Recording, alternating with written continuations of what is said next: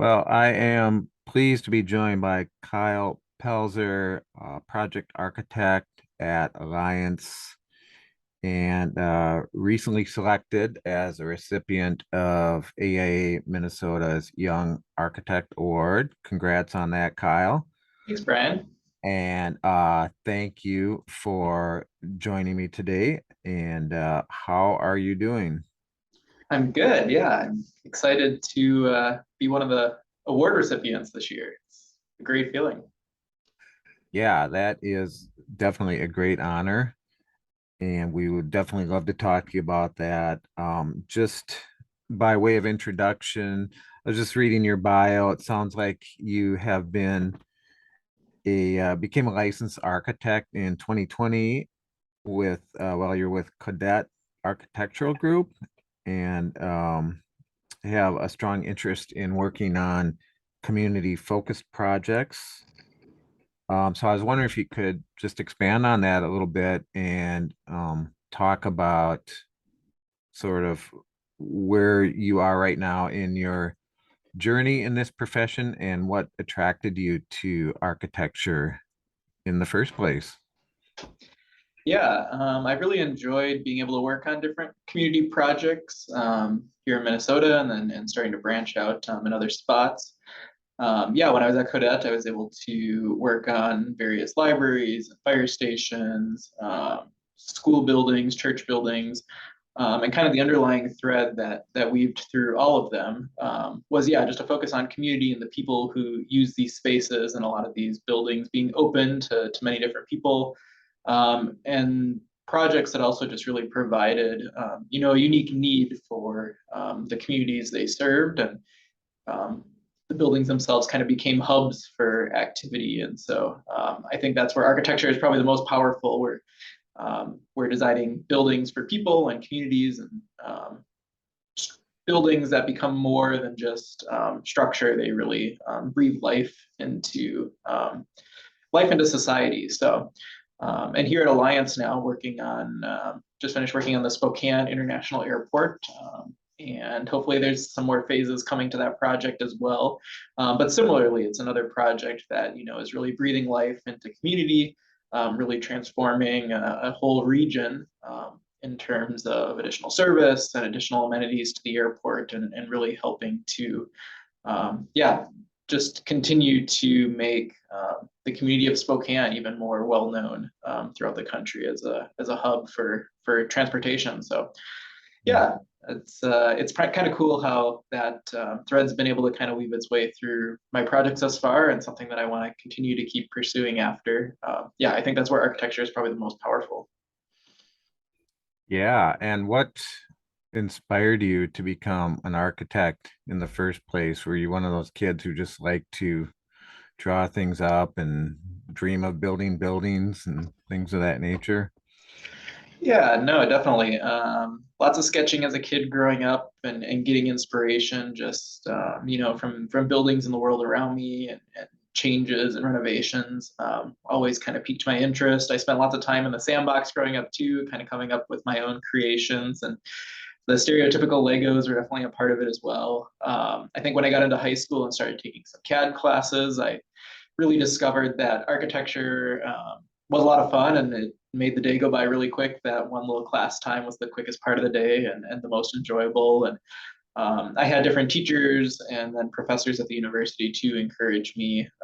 And so I think that gave me the confidence to kind of keep pursuing the profession. And yeah, I've had some really great mentors, both at Kodet and even now here at Alliiance, that yeah continue to kind of encourage me to keep pursuing, growing ever more and more in my capabilities as a young architect. So it's been fun. And where did you go to school?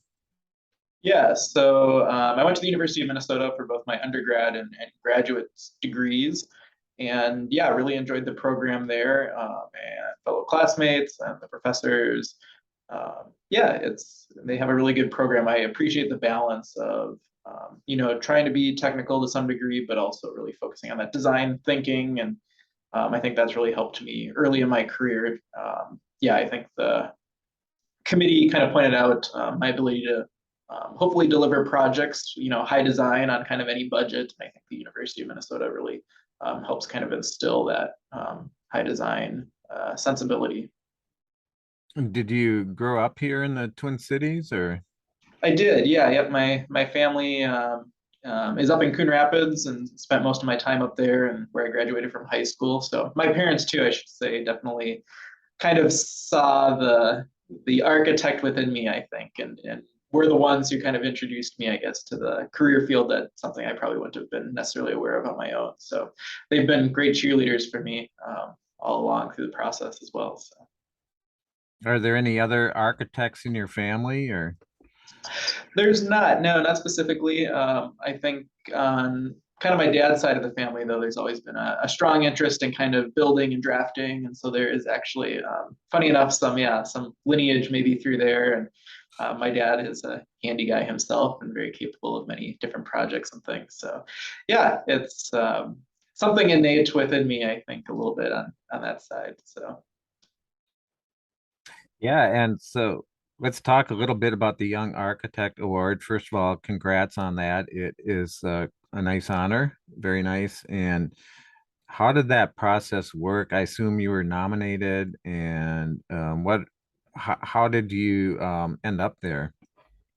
Yeah, great question. Yeah, I was definitely encouraged by Alliiance here to kind of pursue the award.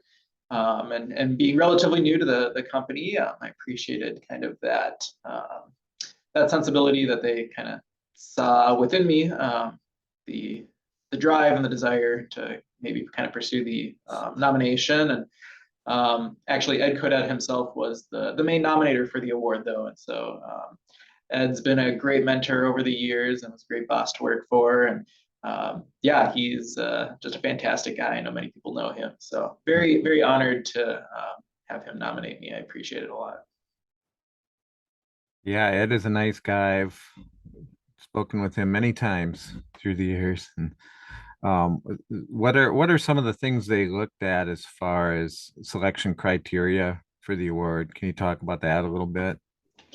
Yeah, there were definitely a couple different categories that they were kind of looking at. And what was interesting, yeah, I think I had some ability to kind of respond in all four of the areas I think they highlighted.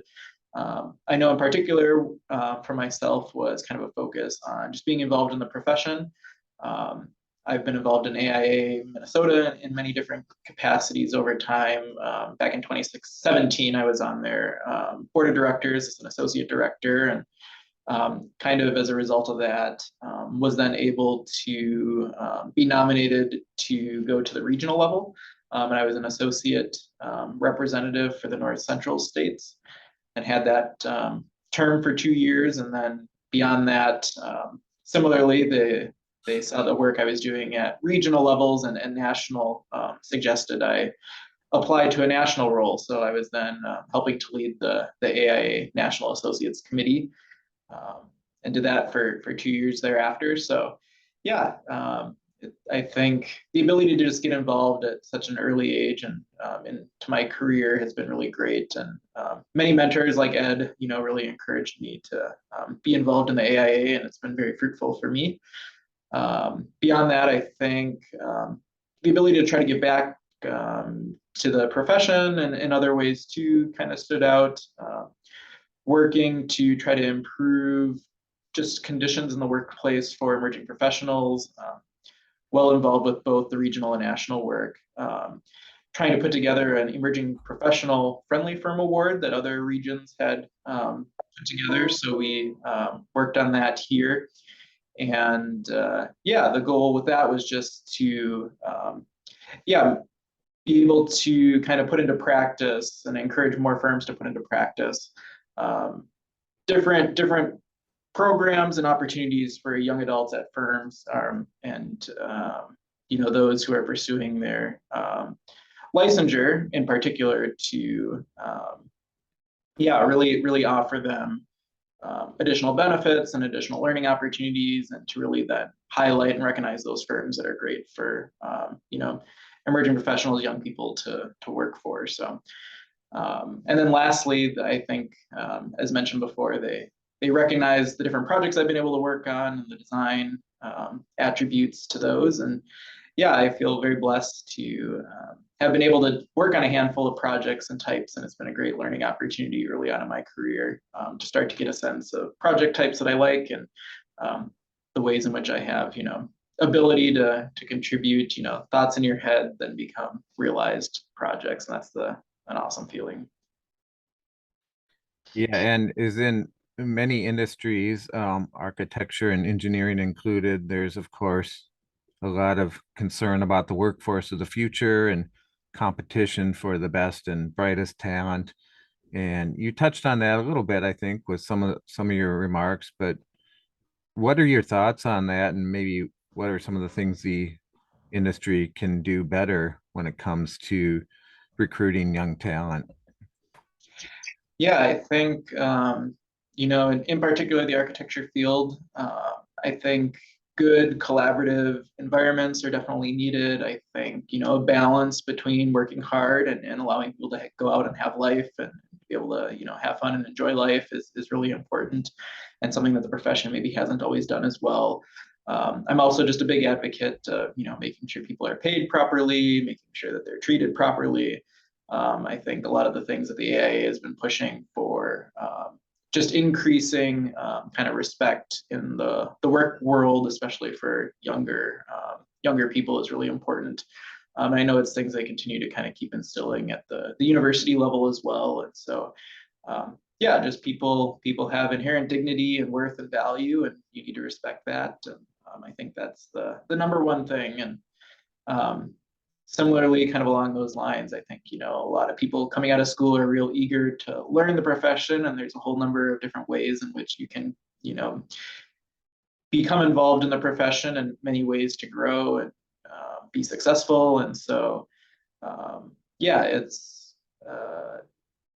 yeah, I think just the mentorship and the ability to, for people more experienced in their career to open up to younger people, especially those kind of pursuing licensure, and just be mentors to them and guide them. Because yeah, it's definitely a maze, and guidance and mentorship is really really valuable and important. Mhm. And you mentioned the Spokane project. Anything else that you're working on that you could mention, or other local projects that people might recognize? Sure, yeah, no, Spokane's really been the main focus my time here at Alliiance right now.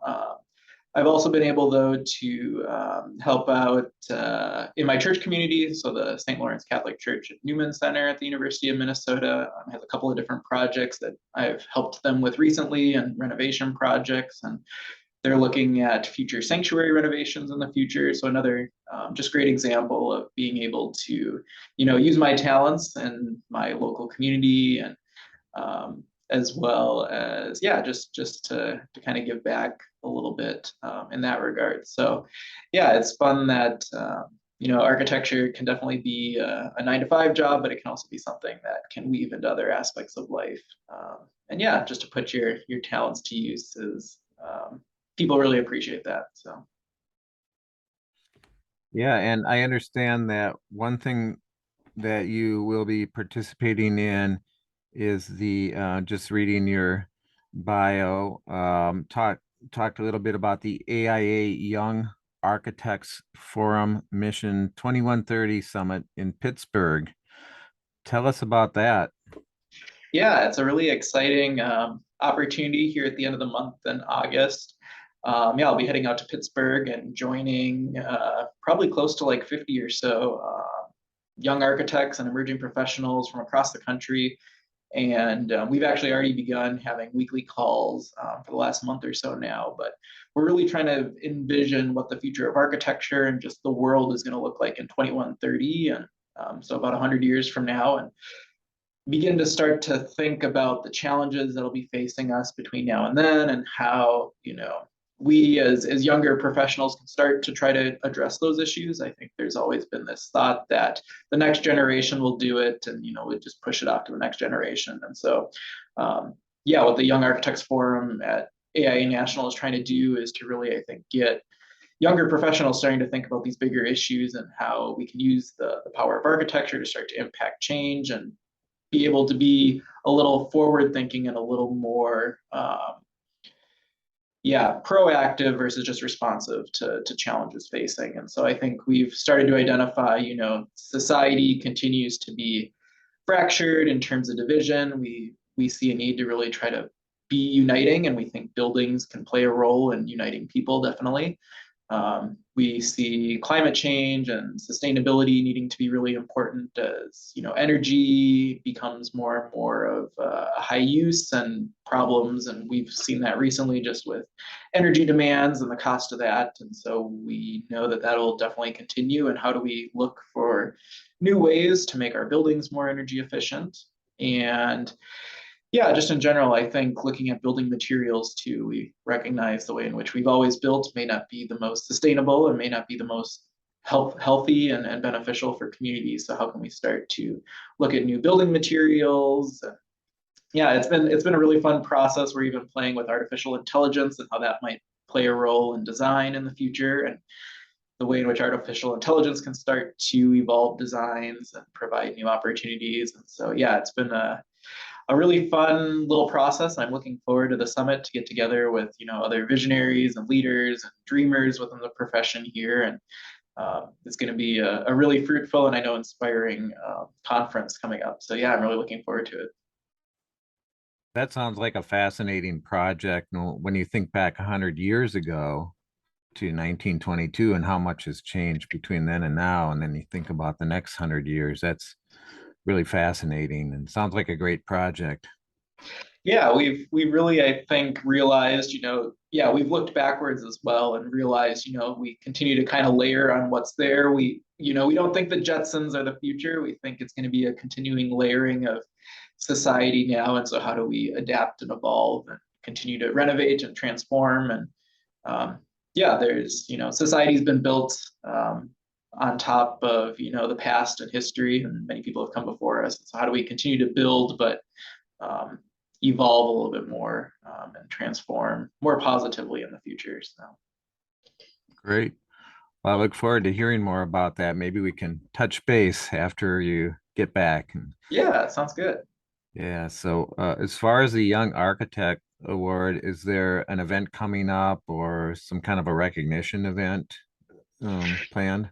Yeah, coming up in December, I know AIA Minnesota will be hosting an event for recognition. I think all of their awards and the young architects will be awarded there. So yeah, I'm excited to have that recognition and to bring friends and family together and coworkers and colleagues. I'm sure will be in attendance as well. And yeah, it's humbling actually to be nominated and receive the award. And yeah, I appreciate so many people who have instilled faith in my abilities and have yeah, kind of drawn out of me the ability to kind of continue to make a difference and to be honored for that is pretty special. So yeah, I feel blessed. It's great.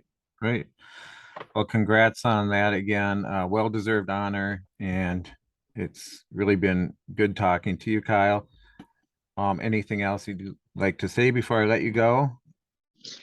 No, I think I would, well, maybe just the one thing would be, yeah, just encouraging people out of school, emerging professionals, young people to just get involved in many different ways. And I think always opportunities do present themselves. And my experience has been say yes to those opportunities when they arise. And I think that'll help get you further places than even maybe you thought you could go on your own. So yeah, I think we're presented with all kinds of opportunities. So just say yes to them and be open and willing to try things. And I think it'll help you. It'll help you in your career in the short term and definitely in the long term. So yeah, that'd be my words of wisdom if I had any to share with kind of those coming up. Good advice. I have daughter and my oldest daughter is entering her junior year of college, and my second oldest is just entering college now, leaving on Sunday to go to Northland College in Ashland, Wisconsin. So she's very excited about that. They both have a strong interest and the environment and sustainability, as does my youngest daughter, who's still in high school, and my son, who's just 12. But I think that's good advice to pass along to all young people who are embarking on their career journey and education journey. So, Yeah, and I think also just to be curious, I think that that's where we're going to discover new things, and it's how we're going to, yeah, make progress and moving forward. So I think curiosity is a really important part of all of that as well. So, great. Well, thank you again for your time, Kyle. I've really enjoyed our conversation, and good luck. And hopefully we can stay in touch. sounds great. Yeah, thanks, Brian. I appreciate this. Thank you. Take care. You too. Bye. Bye.